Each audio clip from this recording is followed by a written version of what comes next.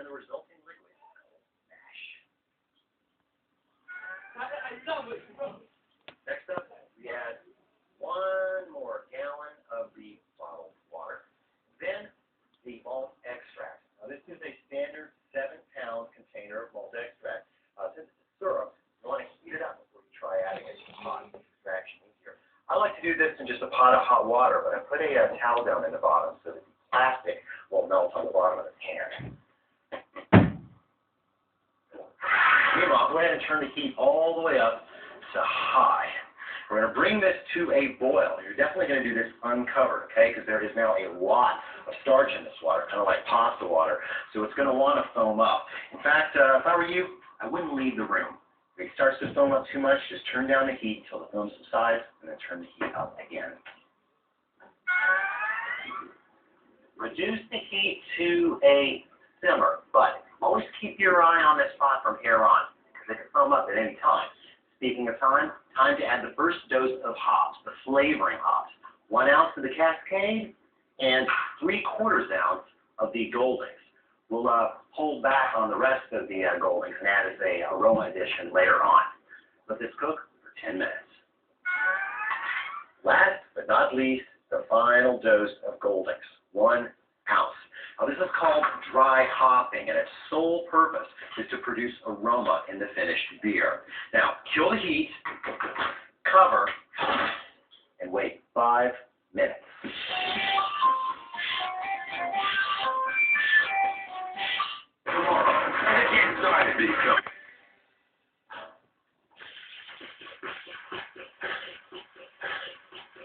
Now, 7 pounds of ice goes into the fermenter along with a pint bottle of water, refrigerated, and the final gallon of water, also refrigerated. Why the ice? Well, yeast will die in hot environments, right? And we just let all this liquid cool down to room temperature. Naturally, it can take hours, and you know who might move in. So the strategy is get everything down as quickly as possible temperature-wise so that our fungi can move right in. The way I see it, ice water mixed with that mash should come out to about 80 degrees. Now it's time to strain or sparge our mash. So the colander goes on top of the strainer securely. I like to use the colander over a strainer because the colander catches the big stuff while the strainer catches the little stuff. Once it is strained, this liquid is a wort, just another word for young beer. I'm going to take its temperature and make sure that you sanitize your thermometer before you do this. 87 degrees. I think that's safe. Time to pitch the yeast.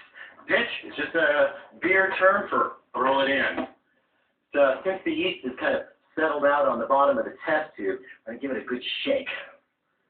And this is kind of like shaking up a soda too, so always open it away from you. There. Try not to spill a drop. Simply pour it in. And then walk away. Do not touch it. Nothing goes in there. There's no stirring, no shaking. Until the brewing process is over, that area stays empty. I'm going to go ahead and grab the top to the fermenter, as well as now! It's going to be 5 minutes to get this email. Yeah, get these dishes out of here. A little bit of muscle work. I'm done. I gotta go. There. Secure. 5-3! Now, this little bubbler is designed to let gas out, but not let any in. I'll be on the computer. Got a little bit of water in it, right up to the little line on the side. There. Make sure that is secure. From here on out, which handles up, from here on out, it is up to the yeast. Stash your fermenter someplace where the temperature is on the cool side and the light is low. A closet, your basement, even a spare bathroom will do. And in just a few hours, the airlock is going to start to gurgle and burp. It's a sure sign of fermentation inside. Now, in 7 days or so, the alcohol content and the acidity will rise to the point where the yeast won't be able to survive any longer. They'll die and sink to the bottom. The gurgling will slow. If on the 7th day, the gurgles are more than a minute apart, the yeasts are mostly dead and the wort is beer.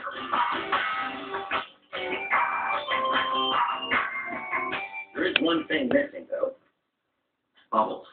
If you want your beer to have fizz, you're going to have to prime it with some sugar so that you get a second fermentation in the bottle. Remember, the beer in here is flat. All the gas came out right there. Of course, table sugar is a double sugar, disaccharide, and yeast can't eat it. But if we boil this with a little bit of water, this bond right here will break, and we'll have two monosaccharides, instant yeast chow. Big problem is if you get too much sugar, you'll wake up in the middle of the night, about a week after bottling, to the sounds of, no, not a drive-by shooting, exploding bottles. Too much sugar equals too much CO2 equals broken glass. So, bring to a boil 3/4 of a cup and only 3/4 of a cup of sugar with a pint of water. Let it cook for 5 minutes and then move it directly to your second fermenting bucket. And you did remember to sanitize that and all these bottles and stoppers and the plastic hose and the bottling wand in sanitizing solution, right? For half an hour, right? Good. Because you know, sanitation is the first ingredient of good